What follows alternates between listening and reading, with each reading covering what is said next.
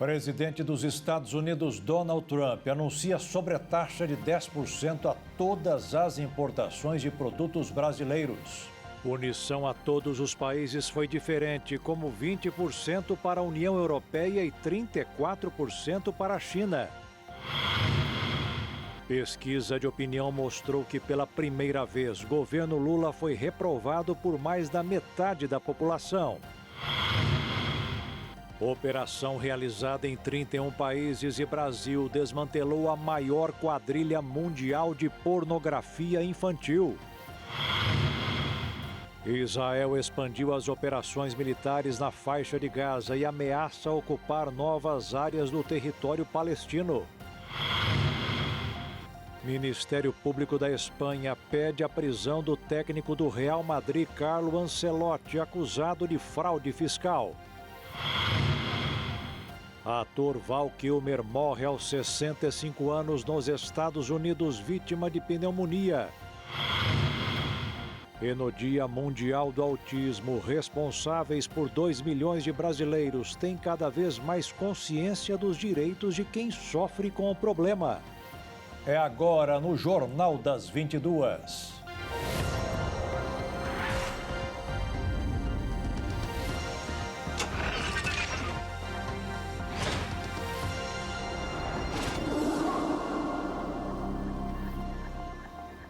Olá, boa noite. O Dia da Libertação chegou. O presidente dos Estados Unidos, Donald Trump, anunciou hoje uma série de tarifas que são sobretaxas a todos os países do mundo.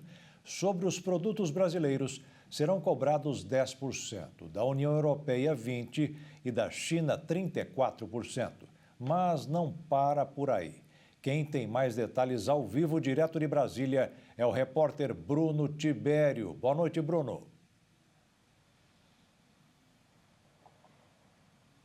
Boa noite, Jaqueto, a você de casa que nos acompanha. Olha, essa medida, a gente vai saber os impactos dessa medida depois nos próximos meses aí, né? De fato, o que vai acontecer tanto para a economia brasileira, bem como também, claro, para a economia norte-americana, uma vez que todos os produtos brasileiros, então, estão sendo sobretaxados, né? A gente coloca aqui como taxados, mas a verdade é uma sobretaxa, então, de 10% sobre todos os produtos brasileiros. De acordo ali com as autoridades americanas, essa alíquota, ela corresponde ao mesmo percentual que, inclusive, o próprio Brasil, né? Para produtos exportados para o Brasil acaba também cobrando ali dos Estados Unidos. O presidente Donald Trump acabou oficializando essa medida nessa quarta-feira, na parte da tarde, às 5 horas da tarde aqui no Brasil, 3 horas da tarde no horário local lá nos Estados Unidos, dando início então a uma série de taxações sobre produtos aí de vários países. Ele inclusive até falou durante ali o seu discurso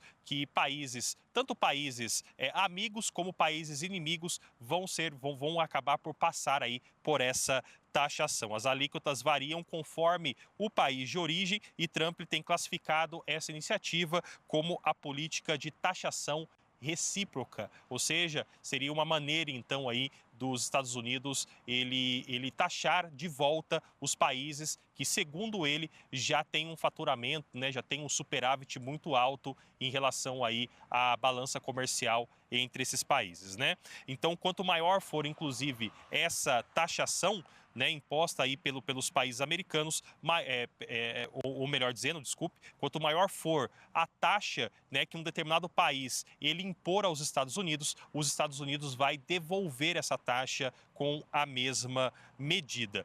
Bom, diversos países como China, União Europeia, diversos países estavam na tabelinha lá relacionado a essa taxação, cada país ali tendo, né, uma quantidade mínima ali de taxas que vão ser cobradas pelos produtos. Porém, Canadá e México, que anteriormente haviam sido citados, inclusive, por Donald Trump, não foram incluídos nesta lista. E é o seguinte, a gente vai chamar agora aqui, a gente vai mostrar aqui um pouquinho sobre o que Donald Trump acabou falando aí durante esse seu discurso, nesse Dia da Libertação, né, como assim foi chamado por Donald Trump. Ele acabou dizendo ali que vários países teriam roubado o sonho americano.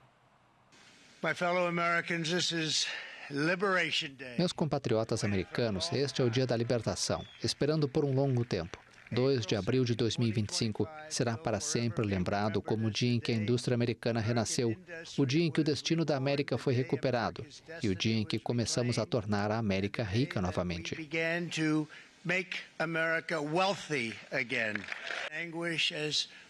Líderes estrangeiros roubaram nossos empregos, trapaceiros estrangeiros saquearam nossas fábricas e catadores estrangeiros destruíram nosso outrora lindo sonho americano.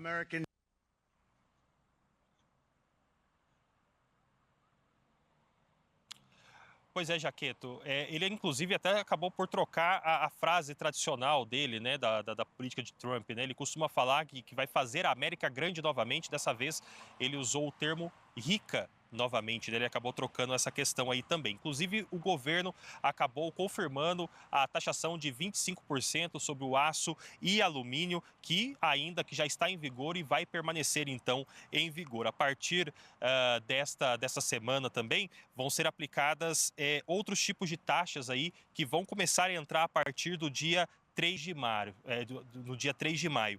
A decisão deve impactar aí diversos setores da economia brasileira. Essa decisão de Donald Trump de hoje deve impactar muito a economia brasileira, incluindo aí a indústria automobilística, o segmento de exportação de alumínio, que já tem essa taxação de 25%, que inclusive já vem, né, enfrentando aí dificuldades, barreiras comerciais e tudo mais. Agora, o que acontece? O presidente Luiz Inácio Lula da Silva afirmou que pretende levar a questão aí à Organização Mundial do Comércio. Isso já era uma promessa que já iria ocorrer muito antes, né? Já iria ocorrer aí nesses próximos dias, caso Trump começasse a taxar os produtos brasileiros. E ele pretende, inclusive, Luiz Inácio Lula da Silva pretende, inclusive, contestar a tarifa de 25% aplicada sobre o aço brasileiro. Então, tá aí, lembrando que o Senado, inclusive, votou, né, um projeto de lei relacionado à reciprocidade também de países que desejam taxar o Brasil em relação aos seus produtos. Então, tem até, inclusive, vai ser votado aí na Câmara dos Deputados muito em breve, Jaqueta. Então, por enquanto, os movimentos políticos ainda estão mortos, mas vamos ver nos próximos dias, né, o que vai dizer o presidente Lula, uma vez que está previsto aí a presença de Lula num evento sobre o balanço do governo. Jaqueto. Ok, Bruno, obrigado pelas informações e daqui a pouco você volta com destaques do Congresso Nacional. E o aumento no número de casos de violência doméstica no Brasil pressionou o governo a adotar novas medidas de proteção às mulheres. Falta os homens conseguirem se adaptar. Após casos recentes de violência doméstica que geraram revolta na população, novos debates começaram a surgir sobre a eficácia das leis de proteção às mulheres no Brasil. Com o aumento no número de casos de violência contra a mulher nos últimos anos, incluindo feminicídio, o governo federal teve de criar novas leis para frear o problema. Nos últimos meses, o Congresso aprovou mudanças com o objetivo de fortalecer o combate à violência doméstica. Agora, segundo a Lei número 14.994 de 2024, também conhecida como pacote antifeminicídio, o feminicídio passa a ser considerado tipo penal autônomo, elevando a pena de 20 para 40 anos de reclusão e passa a ser incluído entre os crimes hediondos. Outra alteração significativa foi o aumento da pena para quem descumpre medidas protetivas. Para esse crime, a punição passou de 3 meses a 2 anos de detenção para reclusão de 2 a 5 anos, além de multa. Além disso, tornou-se obrigatório o uso de tornozeleira eletrônica para agressores que estejam sob medidas protetivas. No auge do problema, em 2022, o Brasil chegou a registrar 1.400 casos de feminicídio no ano, o equivalente a quase 4 mulheres assassinadas por dia. O Supremo Tribunal Federal proibiu as revistas íntimas vexatórias para os visitantes nos presídios do país. Os ministros decidiram, por unanimidade, que não será permitido que visitantes sejam submetidos a humilhações durante as revistas e estabeleceram limites para a realização do procedimento. Caso contrário, o agente público será responsabilizado. Os presídios terão 2 anos para instalar equipamentos como scanners corporais e portais detectores de metal. Uma operação realizada nesta quarta-feira desarticulou uma rede global de pornografia infantil. As investigações que estavam ocorrendo desde o ano de 2022 identificou um serviço de streaming com mais de 1 milhão de usuários. As ações aconteceram em 31 países e no Brasil. Uma grande plataforma de streaming com vídeos de abusos sexuais contra menores, que contava com cerca de 1.800.000 usuários em todo o mundo, foi desmantelada ao término de uma investigação realizada em 31 países. De acordo com autoridades alemães, os usuários da plataforma Kidflix, mediante o pagamento de uma inscrição com criptomoeda, tinham acesso a mais de 91 mil vídeos, totalizando 6.288 horas de filmagem. Em média, a cada 2 horas, cerca de 7 novos vídeos eram adicionados à plataforma. Segundo o diretor adjunto da Polícia Criminal da Baviera, no sul da Alemanha, esse desmantelamento representa a maior operação já realizada no campo da pornografia infantil desde a criação da Europol, a agência europeia. Cerca de 1.400 suspeitos foram identificados. No total, 1.800.000 pessoas ao redor do mundo teriam acessado a plataforma, que estava hospedada na Dark Web desde abril de 2022. De acordo com os investigadores, trata-se de atos de abuso sexual terríveis, imagináveis e, infelizmente, inimagináveis, cometidos contra crianças muito pequenas, inclusive bebês. A investigação começou em 2022 e resultou em uma grande operação policial realizada em março com o apoio da Europol. A ação contou com a participação de autoridades de mais de 30 países, principalmente europeus, mas também dos Estados Unidos, Canadá, Colômbia, Austrália e Nova Zelândia.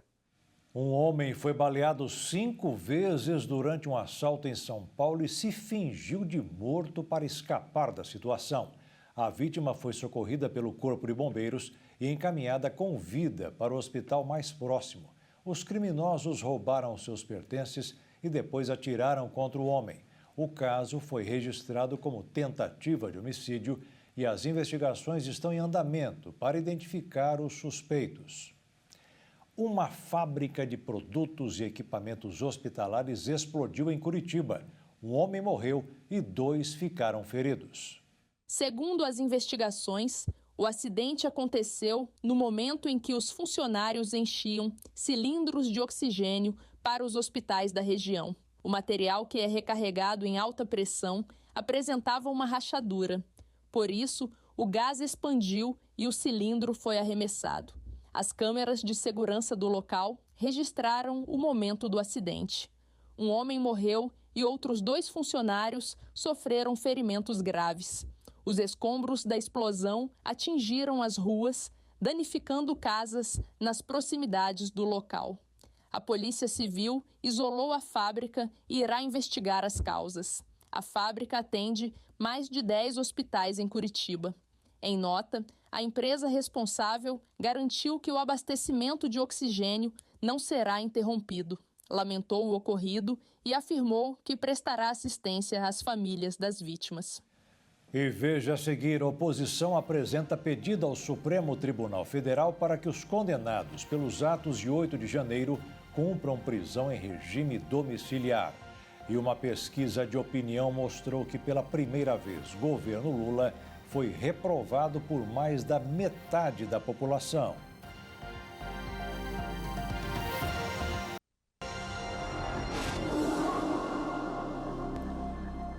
A oposição não conseguiu fazer o que prometeu, que era obstruir as votações no Congresso, até que seja votado o projeto da anistia aos condenados pela participação nos atos de 8 de janeiro. A alternativa, por enquanto, foi recorrer ao Supremo Tribunal Federal. Quem tem mais informações, novamente ao vivo, direto de Brasília, é o repórter Bruno Tibério. Olá, Bruno.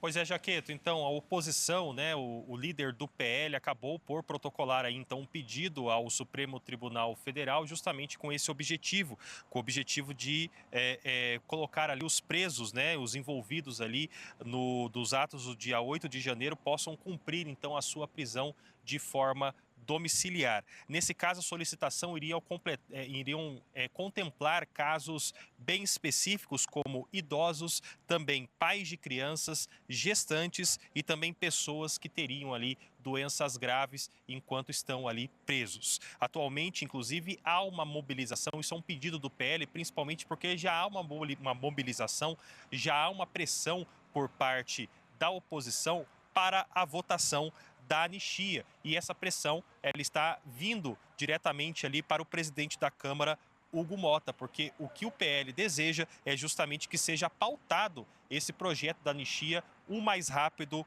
possível. Essa pressão, inclusive, pode ser feita aí por meio de obstruções que os parlamentares possam fazer aí ao longo dessas votações, até porque há votações muito importantes que vão acontecer no Congresso. Inclusive, há pouco até citei uma dessas votações, que é justamente o projeto aí da reciprocidade, da questão aí das taxações. Então é muito provável que o PL acabe fazendo pressão ali e obstruindo algumas dessas votações. Além também do pedido do STF, o líder da oposição, o deputado Zucco, também apresentou aí um dossiê com denúncias de supostas irregularidades, então, nas prisões das pessoas que estavam envolvidas no dia 8 de janeiro. O documento, inclusive, esse documento ele foi elaborado por uma associação de familiares detidos e que foi, inclusive, esse relatório foi entregue, então, para o presidente da Câmara dos Deputados, Hugo Motta. Jaqueto, volto com você. Ok, Bruno, muito obrigado pelas informações e uma boa noite. Pela primeira vez na história, o governo do presidente Lula foi desaprovado por mais da metade dos brasileiros. E segundo a pesquisa Genial Quest, divulgada hoje, o que mais está incomodando a maioria dos brasileiros é a situação da economia do país. A perda de popularidade do governo teve início com a crise do Pix e, de acordo com a pesquisa Genial Quest, se acentuou e atingiu segmentos até então simpáticos ao petista, como as mulheres, moradores da região Nordeste, pessoas com renda até 2 salários mínimos, com baixa escolaridade, entre outros. A sua gestão é vista como pior do que a de seu antecessor, Jair Bolsonaro. Os resultados foram divulgados nesta quarta-feira. A avaliação negativa do governo saiu dos 37% em janeiro, quando foi feito o último levantamento, para 41%. As opiniões positivas caíram de 31% para 27%. Dos ouvidos, 29% avaliam a administração como regular, ante 28%. Não sabem ou não quiseram responder 3%. Os dados são os piores números da série histórica iniciada em abril de 2023. A gestão petista já chegou a ter 42% de menções positivas e 24% de negativas em agosto do mesmo ano. A Quest realizou 2.004 entrevistas com brasileiros de 16 anos ou mais em 120 municípios do país, entre a quinta, 27 de março, e a segunda-feira, dia 31. A margem de erro é de 2 pontos percentuais para mais ou para menos. O nível de confiança é de 95%. No recorte por regiões, a aprovação de Lula é maior do que a desaprovação, apenas no Nordeste, mas desde outubro está caindo na região. Naquele mês, 69% aprovaram o governo e 26% desaprovaram no Nordeste. Agora, a aprovação é de 52% e a desaprovação é de 46%. Entre as mulheres, a desaprovação ultrapassou a aprovação, pela primeira vez, de 53% a 43%. A desaprovação disparou na faixa etária entre 16 e 34 anos. Em dezembro, 50% dos entrevistados disseram reprovar o governo Lula e 48% aprovar. Em março, a desaprovação chegou a 64% e a aprovação a 33% nessa faixa etária. No recorte por escolaridade, a aprovação só é maior entre aqueles sem instrução ou que não terminaram o ensino fundamental. No entanto, desde meados do ano passado, o percentual de aprovação está caindo nesta faixa. Na análise por renda, a pesquisa mostra que entre aqueles que ganham até 2 salários mínimos, a aprovação foi de 63% em dezembro para 52% em março. Nesse período, a desaprovação foi de 34% para 45%. O mercado financeiro ficou apreensivo hoje com a lista das tarifas que o presidente dos Estados Unidos, Donald Trump, anunciou para todos os países. Mas a repercussão total sobre quanto vai ficar mais caro exportar para os Estados Unidos ficou para amanhã, porque o anúncio demorou para sair. Por isso, no Brasil, o dólar subiu 0,27% e fechou o dia cotado aos R$ 5,69. E a Bolsa de Valores ficou estável, aos 131.190 pontos. O programa Pé de Meia, que visa oferecer benefícios financeiros para estudantes, está custando por ano 12 bilhões e meio de reais, de acordo com a estimativa oficial. O programa, que deveria ter um custo de 7 bilhões e 100 milhões de reais anuais, já custa ao orçamento federal pelo menos 5 bilhões e 100 milhões de reais a mais do que o estimado inicialmente pelo Ministério da Educação. O governo diz que a diferença se deve à inclusão de alunos do EJA, educação de jovens e adultos e ampliação de faixa de renda dos contemplados. Inicialmente, o Pé de Meia era restrito a alunos do ensino médio regular e cujas famílias recebiam o Bolsa Família. Os servidores da Prefeitura de São Paulo realizaram manifestação diante da sede da Prefeitura. Eles solicitaram reajuste salarial e mudanças no regime previdenciário. A mobilização foi aprovada em assembleia do Sindicato dos Professores e Funcionários Municipais de São Paulo. Os servidores pedem 13% de reajuste salarial, elevação do piso dos profissionais da educação e encerramento da contribuição previdenciária. Os professores da rede municipal cancelaram as atividades escolares e fecharam as duas avenidas em frente à Prefeitura paulistana. O prefeito estava no gabinete no momento do protesto. Segundo Ricardo Nunes, não havia motivos para uma manifestação e destacou que os dias paralisados serão descontados dos salários dos participantes. Apesar das ameaças do prefeito, o movimento ocorreu normalmente. Após a declaração de Nunes, os parlamentares do PSOL entraram com uma representação no Ministério Público do Trabalho e no Grupo de Atuação Especial de Educação da Promotoria contra o prefeito. Eles pedem que seja aberto um processo administrativo para investigar se houve tentativa de assédio moral contra os servidores. O mercado de ovos de Páscoa apresenta oscilações. Em alguns estados, a expectativa é de uma ligeira queda, mas em outros, a indústria aposta no aumento dos ovos de Páscoa. Mato Grosso do Sul é um deles. Segundo o Instituto de Pesquisa e Desenvolvimento da FEComércio, Mato Grosso do Sul terá um aumento significativo na venda de ovos de Páscoa neste ano de 2025. Fato que deve impulsionar a economia do estado. Essa previsão de aumento ela é pequena, né? Um aumento de 7%, nós já tivemos anos com aumentos maiores, porém é um valor significativo, né? São 396 milhões a serem movimentados na economia do estado. É um valor importante aí para todo esse comércio, né, que trabalha com produtos de Páscoa e também para aqueles que trabalham com outros produtos, né, que são os supermercados, as conveniências, porque o consumidor também fala que vai comemorar. A pesquisa também apontou que 70% dos sul-mato-grossenses pretende comprar ou presentear alguém com chocolate nesse período de Páscoa. Tem muita gente querendo presentear, são 70%, né, dos consumidores dizendo que vão presentear, e comemorar são 63%. Então é um percentual significativo, né? As pessoas estão bastante animadas com essa comemoração de Páscoa, porém o gasto médio é um pouco menor. Quem ganha é a economia, que gira e o comércio vende e cria novas vagas de emprego. As lojas especializadas no ramo já estão preparadas para atender seus clientes. A expectativa é sim muito boa.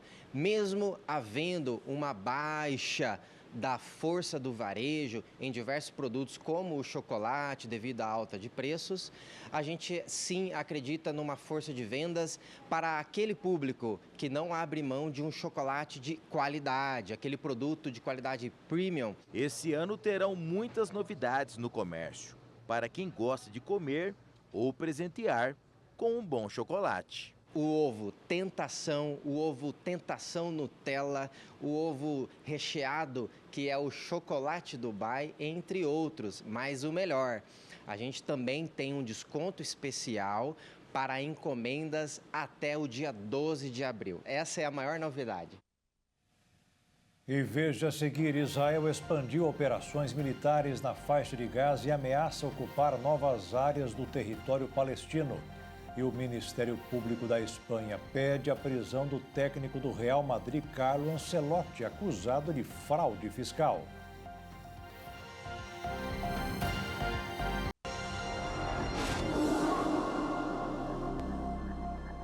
O tráfico humano movimenta 3 trilhões de dólares por ano. 2 milhões de pessoas em todos os países são arrastadas para este mercado, que conta com a ajuda da internet para aplicar os golpes. Anúncios de emprego atraentes publicados nas redes sociais estão sendo usados como armadilha por quadrilhas internacionais de tráfico humano. Promessas de trabalho bem remunerado no exterior têm levado brasileiros a situações de exploração extrema em condições análogas à escravidão. Foi o que aconteceu com Lucas Viana dos Santos e Felipe de Moura Ferreira. Seduzidos por uma oferta para trabalhar em um call center em Myanmar, eles descobriram ao chegar ao país que haviam caído em um esquema criminoso. Os documentos deles e os celulares foram confiscados e, sob ameaças e punições físicas, eram forçados a trabalhar até 20 horas diárias em uma central de golpes virtuais, sem acesso a água potável e com salários retidos sob alegação de falsas dívidas. Os dois conseguiram pedir socorro às famílias, que acionaram as autoridades brasileiras. Casos como esse têm se tornado mais comum. Em 2024, a Polícia Federal já instaurou 149 inquéritos para investigar o tráfico humano, o dobro do registrado há 2 anos. São Paulo, Rio de Janeiro e Minas Gerais estão entre os principais estados de origem das vítimas. O crime, que antes estava mais associado à exploração sexual, hoje envolve cada vez mais jovens submetidos a trabalho forçado. O tráfico humano é um dos negócios ilícitos mais lucrativos do mundo. Segundo estimativas da ONU, ele movimenta cerca de 3 trilhões de dólares por ano e atinge cerca de 2 milhões de pessoas, especialmente no Sudeste Asiático.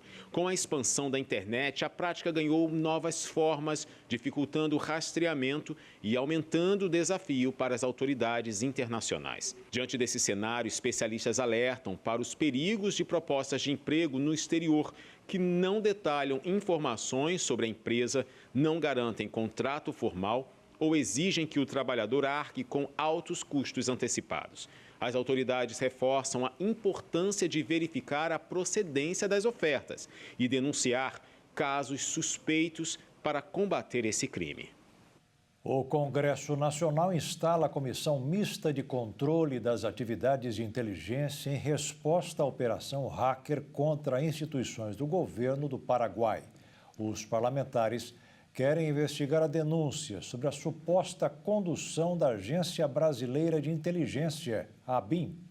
A comissão é responsável pela fiscalização de atividades de inteligência e contra-inteligência praticadas por órgãos e entidades da Administração Pública Federal, tais como a ABIN, as Forças Armadas e a Polícia Federal. Os atos de contra-inteligência buscam prevenir, detectar, obstruir e neutralizar as ameaças, a proteção de dados e informações estratégicas do país. Ontem, o governo do Paraguai convocou o embaixador do Brasil em Assunção, José Antônio Marcondes de Carvalho, para prestar esclarecimentos.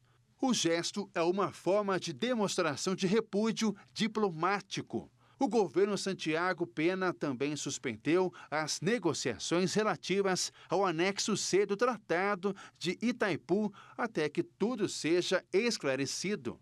Denúncia da operação hacker aconteceu depois que um servidor da ABIN relatou à Polícia Federal que a direção da agência autorizou ataques cibernéticos a sistema e extração de dados de autoridades paraguaias ligadas ao Congresso e à presidência.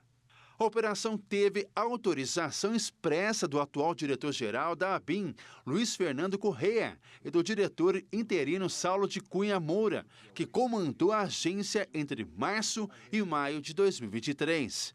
O objetivo era subsidiar a decisão no Brasil sobre as negociações relativas à tarifa de energia da Itaipu binacional e ao anexo C do tratado, que passou por revisão após 50 anos para estabelecer as condições de uso da energia e a venda do excedente paraguaio ao país. A Comissão Mista de Controle das Atividades de Inteligência em 2024, a comissão se reuniu apenas 2 vezes para deliberar propostas e outra para tratar de orçamento. Já em 2023, ganhou projeção ao participar das investigações sobre os ataques golpistas de 8 de janeiro. Entre as competências da comissão é convocar ministros de Estado ou titulares de órgão diretamente subordinado ao presidente da República para prestar esclarecimentos, em que a ausência sem justificação adequada implica em crime de responsabilidade. O documento define como atividades de inteligência ações voltadas à obtenção e análise de dados e informações com potencial de influenciar ações do Estado ou a segurança da sociedade. O Ministério Público da Espanha pediu a prisão do técnico do Real Madrid, Carlo Ancelotti. Ele é acusado de fraude fiscal. Quando prestou contas à Receita Federal Espanhola em sua primeira passagem pelo Real Madrid em 2014, Carlo Ancelotti declarou apenas quanto ganhou de salário. Omitiu os direitos de imagens, que hoje equivalem a pouco mais de 6 milhões de reais. O Ministério Público pediu que o italiano de 65 anos de idade seja condenado a 4 anos e 9 meses de prisão pelo que está chamando de fraude. Além disso, ele teria que pagar o imposto atrasado e multa, o que daria quase 20 milhões de reais. Ancelotti negou que tenha omitido o rendimento de propósito, porque teria recebido orientação do Real Madrid. O julgamento vai continuar amanhã, quando deverá ser proclamada a sentença. O governo de Israel expandiu operações militares em Gaza e está ameaçando ocupar novas áreas do território palestino. O governo israelense já anunciou um plano para estabelecer um novo corredor de segurança para a saída da população palestina. Israel diz que expandirá suas operações militares e vai ocupar grandes áreas da faixa de Gaza, onde equipes de resgate disseram que 34 pessoas foram mortas em ataques israelenses, incluindo um prédio da ONU. Bombardeios deixam mais de 10 mil mortos desde o colapso do cessar-fogo e continuam. E os suprimentos para a população palestina diminuem rapidamente em virtude do bloqueio da ajuda humanitária. O Ministério da Defesa, Israel Katz, disse em comunicado que as forças israelenses estão expandindo as operações em Gaza para destruir e limpar a área de terroristas e infraestrutura terrorista. Katz não especificou quais partes do território Israel pretende tomar, mas o anúncio veio depois que os militares ordenaram a retirada dos palestinos da cidade de Rafah, na fronteira com o Egito. Israel também realizou ataques aéreos mortais no sul e no centro de Gaza. O primeiro-ministro israelense Benjamin Netanyahu ofereceu aos líderes do Hamas deixarem Gaza, mas exigiu que o grupo militante palestino se desarmasse nos estágios finais da guerra em Gaza. O Hamas expressou a disposição de renunciar à administração de Gaza, mas alertou que suas armas são uma linha vermelha. Israel estava trabalhando em um plano proposto por Trump para deslocar os habitantes de Gaza para outros países. Dias após assumir o cargo em janeiro, Trump lançou uma proposta para mover a população de Gaza para fora do território devastado pela guerra, sugerindo que o Egito ou a Jordânia poderiam acolhê-los. um tipo de deslocamento em massa de todas os 2.400.000 pessoas que vivem no território palestino, o chamado Plano de Migração Voluntária. O exército de Mianmar atirou contra um comboio humanitário da Cruz Vermelha Chinesa na noite desta terça-feira. Segundo informações da junta militar, as ações de prevenção foram feitas antes dos disparos. A ação aconteceu na região de Omate, no norte do estado de Shan, área afetada pelo terremoto que atingiu o país no dia 28 de março. O caso ocorreu em meio às buscas por sobreviventes. Quase 3.000 pessoas morreram devido ao tremor. A junta militar afirmou que os disparos foram realizados quando o comboio com 9 veículos não parou ao chegar próximo de uma área de conflito. Os soldados sinalizaram com uma luz a cerca de 200 metros para impedir a passagem da caravana. Um grupo ativista armado chamado TNLA disse que as tropas do governo atiraram com metralhadoras pesadas quando os veículos seguiam para Mandalay. Equipes internacionais de ajuda chegam diariamente a Mianmar. O acesso das áreas mais afetadas estão dificultados devido à destruição das estradas e à violência local. 3 grupos armados da região anunciaram pausa de 1 mês nos ataques para facilitar o trabalho humanitário. O líder da junta militar local declarou que, mesmo com as declarações dos grupos armados, as atividades de defesa contra os terroristas continuarão. O ministro de Relações Exteriores chinês afirmou que os suprimentos e a equipe da Cruz Vermelha Chinesa estão seguros. Em momentos como este, os cães podem fazer um trabalho duplo, usar o faro para ajudar na busca por sobreviventes ou participar da parte social, servindo de companhia para quem já perdeu um parente ou amigo ou está à espera de notícias. Toda tragédia tem imagens de solidariedade e carinho em meio à dor da perda. Na Tailândia, esse alento também vem de cães de busca e resgate, animais que desempenham o papel de apoio emocional para os familiares enlutados das vítimas presas sob os escombros, depois que o arranha-céu de Bangkok desabou em um terremoto mortal. Os cães fazem mais do que apenas procurar as vítimas, eles ajudam as pessoas a se sentirem menos ansiosas e menos tristes, mesmo que seja por um curto período. Temos visto a importância de levar cães para apresentar a parentes das vítimas, para que pelo menos eles possam ver que esses cães são os que procuram seus parentes. O edifício de 30 andares, que estava em construção, desabou em questão de segundos na sexta-feira, quando um terremoto de magnitude 7,7 atingiu a vizinha Mianmar e seu impacto se estendeu à capital tailandesa. Até o momento, 13 pessoas morreram, possivelmente trabalhadores da construção civil, enquanto outras 9 ficaram feridas e estima-se que mais de 70 estejam soterradas sob os escombros. Os cães que atuam em Bangkok já trabalharam em outras tragédias, como o terremoto da Turquia em 2023. Eles são uma parte muito valiosa da equipe. Esta equipe está em missão para procurar muito mais pessoas ao redor do mundo. As autoridades enviaram várias equipes caninas para ajudar na operação de busca e resgate em Bangkok, inclusive do exército e da polícia.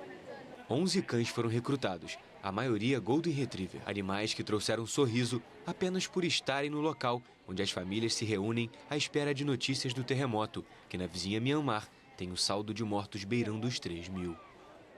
E veja a seguir, no Dia Mundial do Autismo, responsáveis por 2 milhões de brasileiros têm cada vez mais consciência dos direitos de quem sofre com o problema. E o ator Val Kilmer morre aos 65 anos nos Estados Unidos, vítima de pneumonia.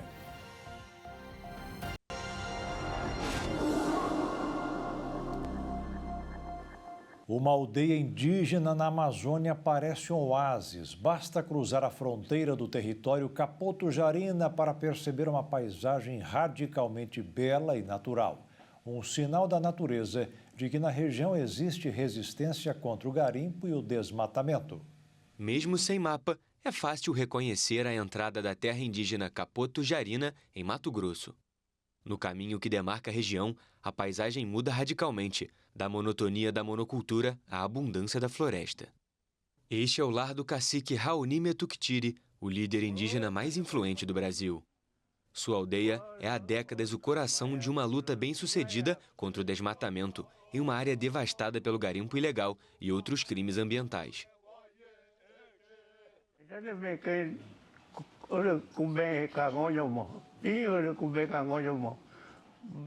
Eu não aceito a exploração de mineração dentro dos territórios indígenas, principalmente em nosso território Kayapó, para poder manter a natureza do jeito que está, da forma que está, para não ter esse problema de clima, porque isso provoca a mudança climática. A preocupação é que, se continuar com essa atividade ilegal, nós vamos sofrer as consequências.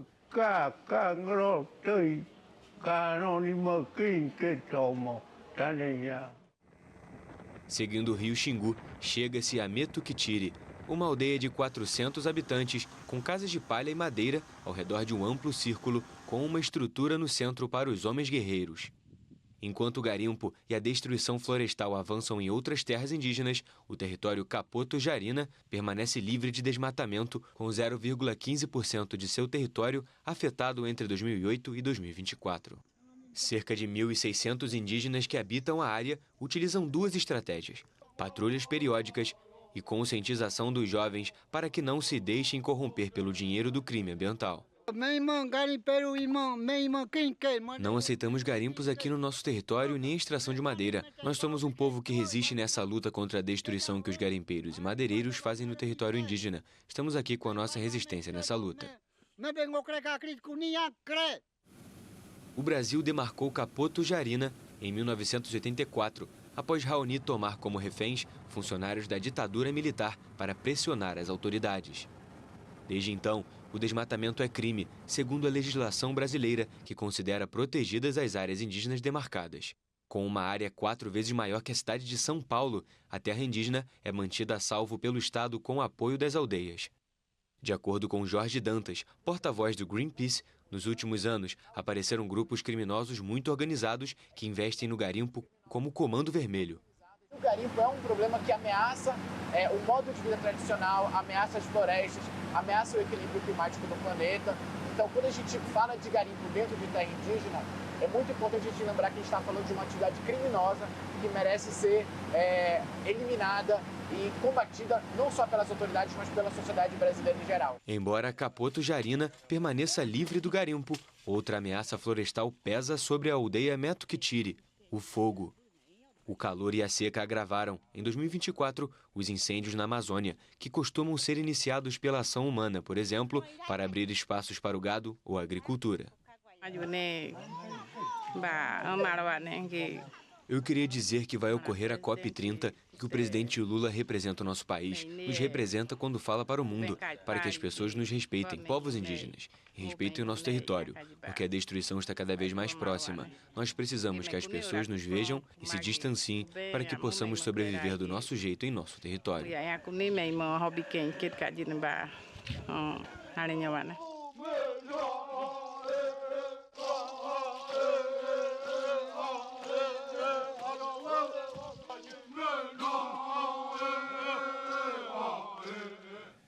O ator Val Kilmer morreu ontem aos 65 anos. A notícia repercutiu nesta quarta-feira em todo o mundo. O artista teve uma forte pneumonia e não resistiu. Kilmer estava em Los Angeles, nos Estados Unidos. Ele atuou em grandes produções como Batman e Top Gun. A informação foi divulgada pela filha do ator, Mercedes Kilmer, ao jornal The New York Times. Além de Mercedes, ele deixa outro filho, o também ator Jack Kilmer. A pneumonia é uma infecção que se instala no pulmão e que tem 3 principais agentes causadores: vírus, bactérias e, mais raramente, fungos. O diagnóstico da doença, segundo médicos, pode ser feito por meio de exames físicos e de imagem, além de testes laboratoriais. Os tratamentos variam de acordo com a complexidade de cada quadro. Curado de um câncer na garganta, o ator de Batman e Top Gun já realizou 2 traqueostomias e entrou em remissão da doença em 2020. Após trabalhos no teatro e na televisão, seu filme de estreia foi a comédia Top Secret, super confidencial, em 1984. 2 anos depois, interpretou Iceman, o rival de Tom Cruise, no sucesso de bilheteria Top Gun, Ases Indomáveis, em 1986. Na década de 1990, os filmes estrelados por Kilmer arrecadaram mais de 3 bilhões e 700 milhões de dólares em todo o mundo. Na época, foi um dos atores mais bem pagos de Hollywood. O ator tinha fama de ser difícil de trabalhar e teve desentendimentos com colegas como Marlon Brando, com quem atuou em A Ilha do Doutor, morou em 1996. O diretor de Batman, eternamente, Joel Schumacher, o descreveu a Entertainment Weekly como infantil e impossível. Por outro lado, a atriz Mira Sorvino, que contracenou com ele em A Primeira Vista em 1999, afirmou ter tido uma experiência positiva no set e destacou o profissionalismo do ator. Um novo relatório da Agência Espacial Europeia indicou aumento significativo do volume de lixo espacial no ano passado. E é bom lembrar que a fragmentação de satélites acontece cada vez mais, com o risco de poluírem a atmosfera terrestre.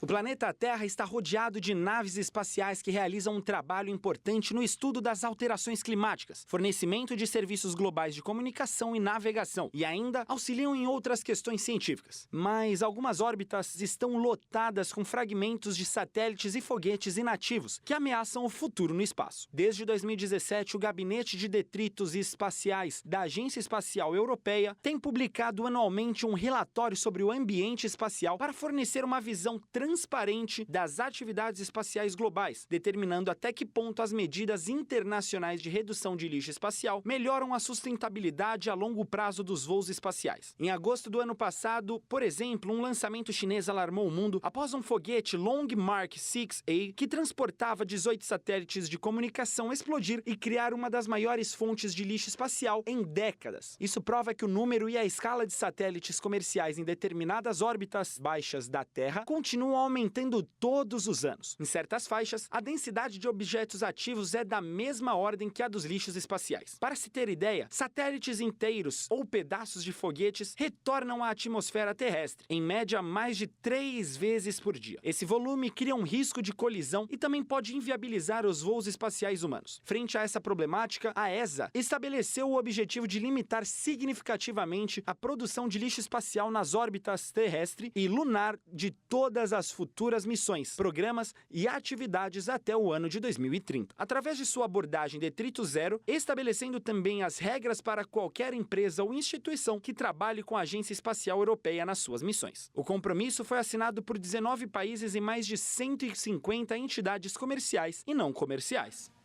Hoje é o Dia Mundial da Conscientização do Autismo, um transtorno que afeta 2 milhões de brasileiros que enfrentam desafios e avanços na inclusão. O Dia Mundial da Conscientização do Autismo, celebrado em 2 de abril, tem o objetivo de ampliar o debate sobre inclusão, acessibilidade e os desafios enfrentados por pessoas autistas e suas famílias. No Brasil, estima-se que cerca de 2 milhões de pessoas estejam dentro do espectro autista, enquanto no mundo esse número chega a 70 milhões, segundo a Organização Mundial da Saúde. Embora tenha havido avanços significativos, como a Lei Berenice Piana, que reconhece o autismo como deficiência para garantir direitos e acesso a políticas públicas. Ainda há barreiras que dificultam o diagnóstico precoce, o atendimento especializado e a inclusão no mercado de trabalho. Além disso, grande parte das políticas existentes ainda se concentra na infância, deixando os adultos autistas sem suporte adequado. O desconhecimento sobre o transtorno também gera desafios, como preconceito, estigmatização e dificuldades na educação e no convívio social. O diagnóstico tardio e a falta de informações sobre direitos específicos, como benefícios previdenciários e acesso à saúde, são obstáculos que muitas famílias enfrentam. A conscientização e a educação são ferramentas essenciais para mudar essa realidade. Campanhas informativas, eventos e iniciativas públicas e privadas têm papel fundamental na construção de uma sociedade mais inclusiva. A recente ampliação da cobertura de terapias para autistas pelo Sistema de Saúde Suplementar no Brasil, por exemplo, foi uma vitória importante para a comunidade. Mais do que um dia simbólico, a data reforça a necessidade de ações concretas para garantir que pessoas autistas tenham seus direitos respeitados e possam desenvolver todo o potencial. E o Jornal das 22 termina aqui. Uma boa noite para você e fique na paz. Tchau.